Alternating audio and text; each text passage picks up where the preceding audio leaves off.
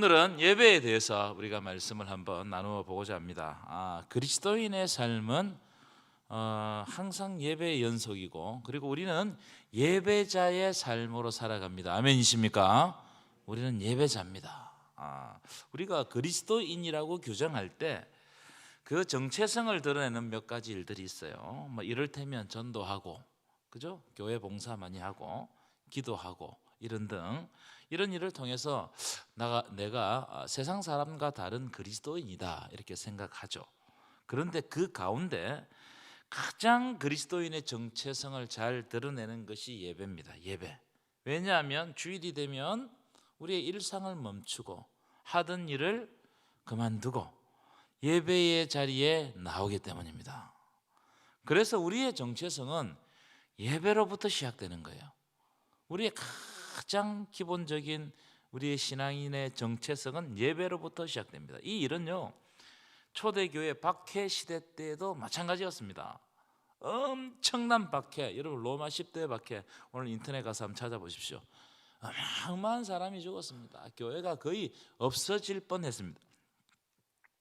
그래서 많은 사람들이 고난을 받고 또 고문을 받고 고통을 받고 또 희생되고 순교하고 이랬죠. 그런데 그런 와중에도 그리스도인들의 예배는 멈추지 않았어요. 죽음을 각오하고 예배를 드렸다는 거예요. 죽음을 각오하고. 왜냐하면 예배가 예수 믿는 사람의 정체성을 가장 잘 드러내기 때문에 내가 누구냐는 거예요. 여러분, 신앙인으로서 내가 누구냐? 나는 예배하는 사람이라는 거예요. 여러분 누구십니까? 여러분은 예배하는 사람임을 믿으시기 바랍니다. 나는 예배하는 사람이다. 이 정체성이 우리 그리스도인을 결정하는 정체성입니다. 초대교회는 주일에 다 함께 모여서 부활하신 예수님을 기억하고 예배하는 예배 공동체였어요. 예수님의 말씀을 기억하고 예배하는 예배 공동체, 여기에 목숨을 걸었습니다. 어떤 일이 있더라도 예배는 빠지지 않고 예배를 지키고 예배를 통하여서 은혜 받고 예배를 통해서 새롭게 되었습니다. 한국 교회는 다른 나라 교회에 비해서 예배가 참 많습니다. 그렇죠? 다른 나라는 제가 이제 옛날에 캐나다 가려고 이렇게 준비할 때 보니까는 딱 3시간이면 3시간. 주일 낮에 1시간 예배드리고 또 예배드리고 나면 주중에 그것도 이제 희망자에 의해서 성경 공부 한 타임 하더라고요. 몇 명 안 돼요. 그다음에 이제 또 희망자에 의해서 봉사, 사회 봉사 1시간 하는 것이 전부입니다. 그런데 한국교회 한번 보십시오. 주일 낮 1부, 2부 예배드리죠. 오후 찬양 예배드리죠. 수요일에 뭐 하죠? 수요 예배, 우리는 성경 공부하지만 수요 예배 드리죠. 금요일에는요 금요 기도해야죠. 매일 새벽마다 뭐 하죠? 새벽 기도해. 아마 여기에 다 참석하시는 분들도 있어요. 엄청난 예배 시간과 빈도수를 자랑합니다. 엄청나죠. 여러분, 이건 세계의 역사, 교회 역사에 거의 없는 일입니다. 어마어마한 그 예배 시간이 존재한다는 겁니다. 그로 인해서 한국 교회는 큰 성장을 이루었습니다. 여러분, 교회는요 모이지 않으면 성장하지 않습니다. 여러분, 교회가 모이지 않으면 오히려 신앙의 동력이 떨어집니다. 예배하면 할수록 참 예배를 많이 드리는 것이 힘들고 번패스러울 때도 있지만, 그런데 이상하게 예배 빈도수가 늘어가는 교회가 성장해요. 그래서 초대교회 모이기를 힘쓰라. 그런데 오늘은 조금 다른 관점으로 여러분들과 한번 말씀을 나누고 보고자 하는데, 제가 드리고 싶은 질문이 있어요. 그게 뭐냐면, 우리가 드리는 이 많은 예배 가운데 과연 하나님께서 기쁘게 받으시는 예배는 몇 번일까? 몇 시간일까? 이것을 여러분들에게 한번 질문해 봐라는 거예요. 제 자신에게. 우리가 많은 예배를 드립니다. 가정 예배부터 시작해서 새벽 예배, 수요 예배, 또 어떤 때는 부흥회, 여러분 또 말씀 좋아하셔가지고 다른 교회 예배 실황 이런 것들을 많이 보십니다. 그런데 그 예배 가운데 진짜 하나님께서 기뻐 받으시는 예배는 몇 번일까? 몇 번일까? 자, 이사야 볼까요? 이사야 1장 11절부터 12절. 1장 12절부터 12절 함께 읽겠습니다. 시작. 여호와께서 말씀하시되 너희의 무수한 재물이 내게 무엇이 유익하뇨? 나는 순양의 번제와 살찐 짐승의 기름에 배불렀고 나는 수송아지나 어린 양이나 순념새의 피를 기뻐하지 아니하노라.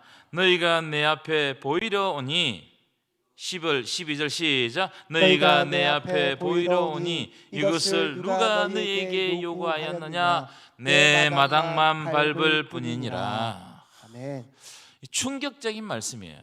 우리는 하나님이 예배를 많이 드리기를 원한다, 빈도수가 많기를 원한다, 이렇게 생각했는데 오늘 이사야를 통해 가지고 하시는 말씀이 뭐냐면 너희의 무수한 재물이 내게 무엇이 유익하냐?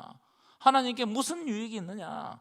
너희가 많은 헌물을 드리고 헌금도 하고 예배를 드리고 시간을 하나님께 막 드린다고 하는데 하나님이 정작 그 예배와 그 헌신과 그 열정을 기뻐하지 않는다는 거예요. 여러분 충격적이지 않습니까? 저는 충격이었어요. 그러면서 하는 말이 너희가 내 마당만 밟을 뿐이니라. 이 무슨 말이에요, 여러분? 내 마당만 밟을 뿐이다, 이 말이 무슨 말이에요? 교회 그냥 왔다 간다 이 말이에요. 많은 예배를 드리는데 그 예배가 정작 하나님과 우리에게는 의미가 없고 영적인 의미가 없고 그냥 교회 왔다 가는 거예요. 하나님의 백성들이 그냥 교회 왔다 가면 되는 줄 알고 교회만 왔다 간단 말이에요. 하나님의 백성들이 진정으로 예배를 드리지 않는다는 거예요. 마음을 들여서 예배를 드리지 않는다는 거예요. 신령과 진정으로 하나님 앞에 나아가지 않는다는 거예요. 이것은 아무 의미가 없다, 이 말씀을 하고 있는 거예요. 습관적인 예배, 하나님 받지 않으신다는 거예요. 우리의 마음에 뭔가 망치를 탁 두드린 것 같지 않아요? 교회라는 장소에 왔다 갔을 뿐이라는 거예요. 교회라는 장소에 왔다 가는 것도 의미가 있어요. 그런데 예배가 만약에 이렇게 교회만 왔다 가는 것으로 끝난다면, 아무 의미 없이 하나님과 만남이 이루어지지 않고 하나님을 경험하지 못한다면 하나님 입장에서도 이 예배는 받지 않는다는 거예요. 제가 그래서 헛된 예배 5가지 여러분들과 한번 나누어 보고자 합니다. 헛된 예배 5가지. 첫째, 1 보여주실까요? 1. 한번 읽어볼까요? 시작. 예수 그리스도를 통해 베푸는 구원의 은총에 대한 감격과 감사가 실종된 예배는 헛되다. 여러분, 우리는요 예배를 드리면서 감격하지 않아요. 감사하지 않습니다. 예배를 드리러 올 때 마음이 딱딱하게 굳어서 옵니다. 그리고 예배 드리는 사람들이 오면서부터 어떤 기대를 하지 않고 오면서부터 불평하기 시작합니다. 날씨와 또 뭐 여러 가지 교회 시스템과 뭐 여러 가지 불평하기 시작합니다. 감격과 감사가 실종되었다는 거예요. 여러분 그렇지 않습니까? 왜 그럴까요? 예배를 보러 왔기 때문에. 예배를 드리러 온 것이 아니고 예배를 보러 온 거예요. 그래서 찬양대가 찬양을 잘하면 그건 좋은 예배예요. 오늘 찬양대 찬양 잘하더라. 목사의 설교가 마음에 들면 그거 좋은 예배야. 오늘 목사님 설교 참 잘하더라. 장로님 중에 기도를 잘하시면 우리 장로님 참 은혜롭게 기도하신다. 예배를 마치 영화 보듯이 드라마 보듯이 본다는 거예요. 관람한다는 거예요.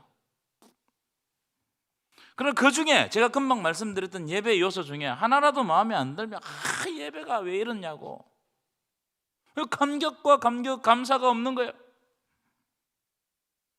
우리 교회 예배는 그렇지 않습니까? 여러분의 마음에 있는 예배에 대한 의식은 그렇지 않냐는 거예요.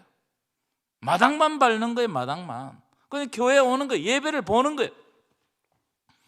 여러분 초대교회 예배는 오늘날처럼 이런 예배가 아니었습니다. 예배 보는 것이 아니었습니다. 예배 방관자가 아니었습니다. 관람하는 사람이 아니었단 말이에요. 초대교회 성도들은 숨어서 예배를 드렸습니다. 왜냐하면 목숨이 그 예배가 발각되면 목숨이 달아나기 때문에. 그런데 예배에 올 때마다 얼마나 마음이 졸이면서 오겠습니까? 그런데 예배 그 자리에 딱 앉자마자 자신을 구원해 주신 그 구원의 은혜에 감격하면서 예배를 드렸어요. 놀라운 일 아닙니까? 그 감격이 있기 때문에 매주일 예배를 오면서 매주일 목숨을 걸고 예배를 드리러 오는 거예요. 그러니까 자신의 삶에 감사가 있는 거예요. 이번 한 주도 우리를 살려주셨고, 이번 한 주에도 우리에게 은혜 주셨고, 이번 한 주에도 하나님 말씀 주셨다. 이것이 자신의 삶 가운데 큰 동력이 된단 말이에요. 여러분 그렇게 살아가시냐는 거예요. 예배 1시간 마치고 나면 그 예배 끝나는 거 아니에요? 예배가 여러분 삶의 자리로 이어집니까? 그 감격이 이어집니까? 여러분은 예배를 드리러 옵니까? 아니면 예배를 관람하러 오십니까? 예배가 잘 되는지 안 되는지 감독하십니까? 아니면 하나님을 만나기를 소원하면서 하나님을 경험하고자 간절한 마음을 가지고 이 자리에 오십니까? 여러분, 하나님을 만나는 귀한 예배가 되시기를 간절히 축원합니다. 우리의 마음이 바뀌어야 돼요. 그리고 기도하셔야 됩니다. 하나님, 딱딱하게 굳었던 내 마음이 부드러운 마음이 되게 하여 주옵소서. 감사의 마음이 되게 하여 주옵소서. 그때 하나님께서 은혜를 주십니다. 하나님의 은혜는요 똑같이 흐릅니다. 지금도 하나님의 은혜는 와요. 그런데 어떨 때 하나님의 은혜가 경험되느냐 하면 내가 낮아질 때 경험됩니다. 내가 낮아질 때, 내 마음을 낮출 때 경험됩니다. 은혜는 높은 곳에서 낮은 곳으로 올라요. 두 번째, 하나님께 뭔가를 얻기 위해서 드리는 예배는 헛된 예배다는 거예요. 혹시 여러분들 가운데 아마 여기는 없지 싶은데 사고를 안 당하기 위해서 예배를 드리신 적이 있습니까? 뭔가 찝찝해서 예배를 안 드릴 수는 없고 그럴 때 있어요, 없어요? 있습니까? 감사합니다. 솔직하게 이야기해 주셔서. 또는 어떤 분들은 이번 주 예배를 안 드렸더니 참 재수가 없었다 이런 이야기를 하시는 분들도 있어요. 예배를 드리는 게 아니죠. 예배 본 거죠. 자기 마음을 이렇게 좀 리프레이션 하기 위해 가지고 이렇게 좀 예배를 본 겁니다. 또 혹은 예배를 잘 드리면 내가 소원하는 복을 받지 않을까 이런 마음으로 예배를 드리지 않습니까? 여러분, 제가 복을 부정하는 게 아니에요. 예배를 드림으로 우리에게 주시는 복과 은혜는 분명하게 있습니다. 그러나 이것은 우리가 예배를 하나님께 드릴 때 나타나는 열매지 그 자체가 목적이 될 수 없어요. 복 자체가 목적이 될 수 없습니다. 예배는 드리는 거예요. 우리는요 뭔가를 얻기 위한 목적으로 예배를 드리지 않느냐. 주고받는 거 아닙니다, 여러분. 우리는 하나님 앞에 겸손하게 엎드리는 거예요. 그러면 하나님은 때를 따라 우리에게 은혜를 주십니다. 믿으십니까? 세 번째, 잘못된 동기로 드리는 예배는 헛된 예배다. 동기가 잘못되면 헛된 예배다. 이를테면 예배하러 오는 사람들의 마음에 경쟁하는 마음이 있다든지 시기하는 마음이 있다든지 남을 미워하는 마음을 가지고 예배에 온다든지 또는 분노의 마음, 이런 마음이 막 차고 넘친다든지 이런 것이 있으면 하나님은 예배를 받지 않습니다. 그래서 예수님 뭐라고 말씀하시냐면 이렇게 말씀하십니다. 예물을 드리려다, 예물을 드린다는 예배 시간에 온다는 말이죠. 예배를 드리다가 내 형제에게 원망 들을 만한 일이 있거든. 어떻게 하라고요? 예물을 제단 앞에 두고 어떻게 하라? 그 형제와 화목하고 그 후에 와서 예물을 드리라. 이게 더 중요하다는 거예요. 예배를 드리는 마음, 막 간절하게 막 거룩한 척 예배를 드렸는데 우리의 삶의 관계가 다 깨졌어. 하나님 예배 받으실까요? 내려놓고 먼저 화목하고 십자가를 드러내고 그래 예배를 드리라는 겁니다. 마음에 잘못된 동기가 있으면 그 예배는 하나님께서 받지 않으신다. 그래서 여러분, 예배를 오기 전에 여러분 마음을 잘 다스려야 돼요. 저는 주일 아침에 5시에 이제 일어나서 나오거든요. 토요일 주일은 제가 설교를 해야 되고 또 그 주일을 지켜야 되기 때문에 굉장히 무슨 일이든지 조심합니다. 뭐든지 조심합니다. 만약에 제 마음이 깨어진 상태로 설교하러 올라오면 어떻게 되겠어요? 하나님의 말씀을 전한다고 하는데 독설이 나가는 겁니다. 그러면 우리 성도들이 독을 먹는 거예요. 되도록이면 예배 시간 전에는, 내가 설교를 하기 전에는 어떤 일을 하지 않으려고 해요. 그냥 하나님이 주시는 마음으로 가려고 합니다. 성도 여러분들도 설교 전에는 복잡한 문제를 가지고 오지 마세요. 마치고 난 다음에 얼마든지 이야기할 수 있어요. 무슨 말이냐? 내 마음의 동기가 잘못되면 안 돼요. 동기가. 여러분, 여러분의 마음의 동기가 하나님 앞에 선한 동기로 예배하시기를 축원합니다. 네 번째, 두 마음으로 드리는 예배는 헛된 예배입니다. 두 마음으로. 몽골에서 사역하셨던 이용교 목사님, 이용교 선교사님에 대해서 제가 말씀을 잠시 드리겠는데, 몽골에서 선교를 하는데 어떤 소녀가, 어떤 여자아이가 예배 시간에 임박해가지고 땀이 범벅이 된 모습으로 예배당에 온 거예요. 몽골에서는 소 한 마리가 되게 귀합니다. 그런데 예배 1시간 전에 소를 잃어버린 거예요. 그래서 이 아이가 자기가 그 소를 이제 아마 부모님 맡겼겠죠, 치라고. 그래서 막 쫓아다닌 거예요. 소를 찾아 헤매다가 예배 시간이 이제 다가오니까 이 아이가, 어린 아이가 어떻게 했냐면 소 찾는 일을 포기하고 예배당으로 온 거예요. 땀이 범벅이 된 겁니다. 이 소녀는 소를 찾는 것이 아닌 예배에서 하나님을 만나겠다는 결단으로 예배를 온 겁니다. 그래서 선교사님이 예배 시간에 하나님, 저 아이가 걱정하고 소원하는 것이 있으니 소를 찾게 해달라고 기도를 해줬다는 거예요. 그런데 예배를 마치자마자 예배당 바깥에서 소가 울고 있는 거예요. 이거는 이용교 선교사님이 쓴 책에 직접 나온 겁니다. 소가 예배당을 찾아왔어요. 예배의 기쁨을 선택한 소녀는 기쁨의 예배와 이 두 가지를 함께 얻었다 이 말이에요. 예배는 하나님께 내려놓고 오는 거예요. 우리는 하나님께 내려놓지 못합니다. 내려놓지 못하니까 예배에 못 와요. 더 복잡한 일이 있거든요. 일단 그 모든 것을 내려놔야 돼. 스톱시켜야 돼요. 스톱시켜야 돼요. 온갖 잡생각, 세상적인 거, 사람에 대한 감정, 이 예배 앞에 내려놔야 돼요. 이걸 내려놓지 못하면 하나님이 주시는 말씀을 줘도 이게 말씀이 튕겨나가는 거예요. 근데 내려놓고 모든 것을, 하나님, 내가 이 모든 것을 내려놓고 기도하고 딱 예배를 드리면 내가 예상하지 못했던 은혜가 우리에게 오는 겁니다. 아멘이십니까? 이 예배가 진짜 감격의 예배다. 여러분, 내려놓으시기를 축원합니다. 더 내려놓으시기를 축원합니다. 내려놓는 연습이에요. 예배는 예배 앞에 두고 내려놓는 연습이에요. 아브라함이, 좀 이따 말씀드리겠는데, 아브라함이 자기의 자식이지만 내려놨어요. 예수님의 예표잖아요. 내려놓은 거예요. 내려놓을 때 위대한 일이 일어나는 겁니다. 다섯 번째, 회개 없이 다친 마음으로 드리는 예배는 헛된 예배다. 회개 없이. 여러분, 예배로 나아가는 예배자에게 반드시 필요한 것은 열린 마음과 회개예요. 열린 마음과. 그런데 열린 마음은 어떻게 생기느냐? 회개를 통해서 열린 마음이 생깁니다.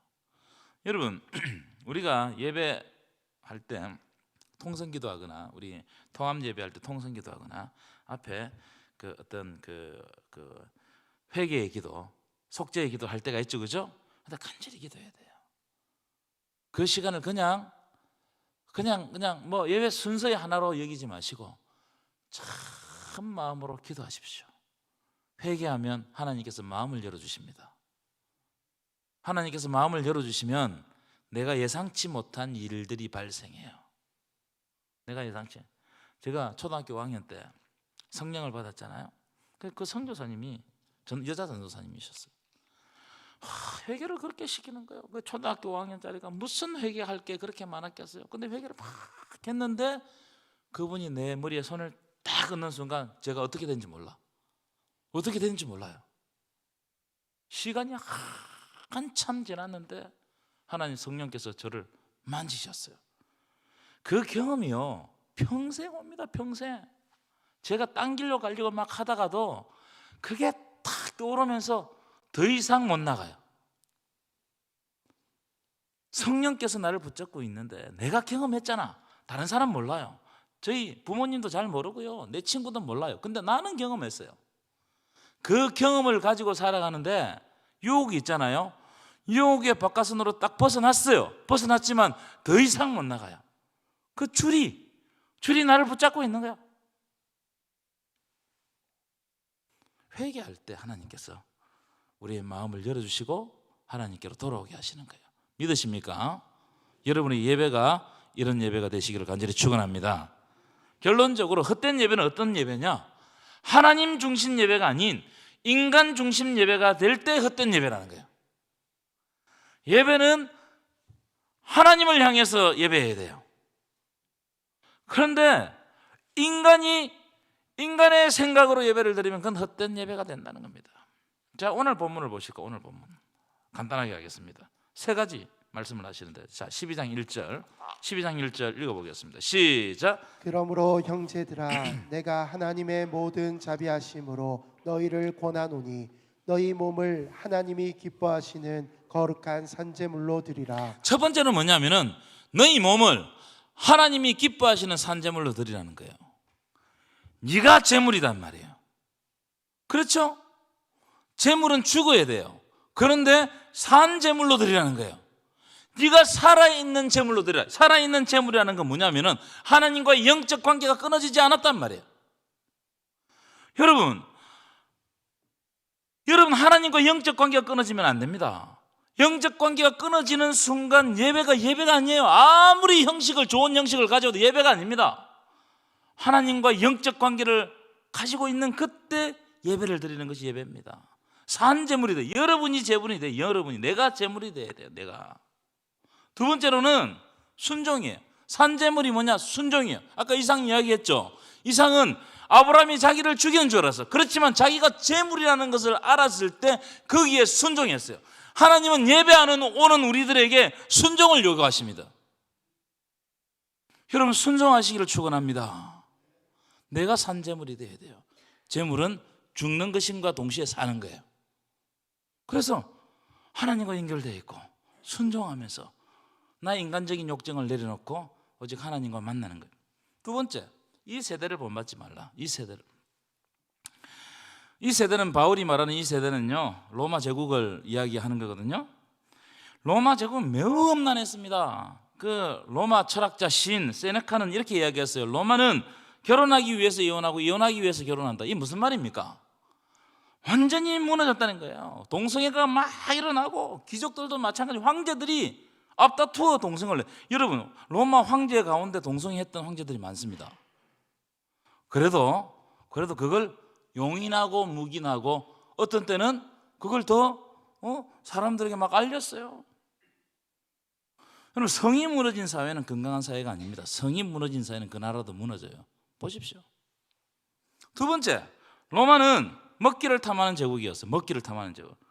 무려 3시간 동안 저녁을 먹는데 엎드려서 저녁을 먹어요. 그럼 먹고 토하고 이걸 반복하면서 먹었어요. 온갖 징계한 것을 먹고 파티를 벌이고 막 그렇게 살았습니다. 그게 좋은 건 줄 알고. 세 번째, 로마는요 극장 문화가 대단히 발달했어요. 아시죠? 콜로세움 같은 거. 그래서 어떻게 했습니까? 사람과 죽이는데 그런 극장에서 공연을 했고 또 짐승하고 사람하고 막 대결을 시켰어요. 근데 요즘 똑같아요. 제가 볼 때 이 현 시대가 똑같단 말이에요. 이 시대가 성적으로 얼마나 타락한 시대입니까, 여러분? 이게 여러분 이게 어디까지 갈지 모르겠어요, 솔직하게. 먹기를 탐하는 시대 아닙니까, 여러분? 먹기를 탐하는 시대. 얼마나 맛있는 걸 좋아하는지 몰라. 온갖 미디어에 빠져가지고 옛날에 극장문화에 빠져 있듯이 하나님을 잃어버렸어. 하나님을. 여러분, 이 시대를 본받으면 하나님의 말씀을 내 마음에 담을 수가 없습니다. 여러분, 우리 공간은요, 가장 소중한 데 집중해요. 가장 사랑하는 데 집중합니다. 그리고 나머지는 다 부차적인 거예요. 여러분들이 어디에 시간을 쓰는지, 어디에 돈을 쓰는지 보면 알아요. 내가 어디에 가장 집착하고 있는지. 여러분, 세상을 담으면 하나님을 담을 수가 없어요. 세 번째, 하나님의 뜻을 분별하는 자가 예배자다. 어떻게 하나님의 뜻을 분별할 수 있는가? 여기 보시면 마음을 새롭게 하며 변화를 받아라 그럽니다. 마음을. 여러분, 이 마음이 중요합니다. 진짜 중요해요. 여러분, 제가 한번, 이제 시간 다 돼 가는데 한 가지만 물어보겠습니다. 저를 보십시오. 여러분, 예배 드리러 올 때 매일마다 기쁜 마음으로 예배 드리러 오십니까? 권사님, 매일마다 기쁜 마음으로 예배 드리러 오십니까? 대단합니다. 제가 무슨 말씀을 드리려고 하냐면은, 우리가요, 예배 드리러 올 때 마음이 막 엉클어진 상태로 올 때가 많다는 거예요. 저도 그래요. 정리가 안 된 상태로 막 옵니다. 막 너무 힘들고 복잡하고, 어떤 때는 교회 와서 앉아있기가 힘들 정도로 그렇게 온단 말이에요. 근데 여러분들이 그런 마음이 있으면 예배 전에 해결해야 돼요. 하나님, 이 마음을 새롭게 하십시오. 변화를 받게 해주십시오. 이 중요합니다. 나를 하나님과 만나지 못하게 만드는 사탄의 역사는 너무나 많아요. 그런데 중요한 건 뭐냐면은, 사탄의 역사라고 생각하면서도 그게 계속 빠져 있다는 거예요. 여러분, 하나님과 만나는 방해하는 모든 것들을 내려놓으십시오. 마음을 새롭게 하시기를 바랍니다. 이거는 어디에서 생기나 결단해야 돼요. 이번 주부터 하나님, 내가 주일 예배, 또 말씀을 듣는 시간, 금요 기도회, 마찬가지예요. 내가 오늘 이 시간에 갈 때 하나님께서 나에게 은혜 주실 것인데, 내 마음이 엉클어져서, 내 마음이 복잡해서 하나님 앞에 제대로 예배 드리지 못하는 일이 없도록 내 마음이 새롭게 되게 하여 주옵소서. 이걸 여러분 결단해야 돼요. 기독교인들에게 결단은 굉장히 중요한 겁니다. 마음을 다시 새롭게 먹는 거, 이건 중요한 거예요. 이런 예배를 통해서 하나님을 만나는 저와 여러분 되시기를 간절히 축원합니다.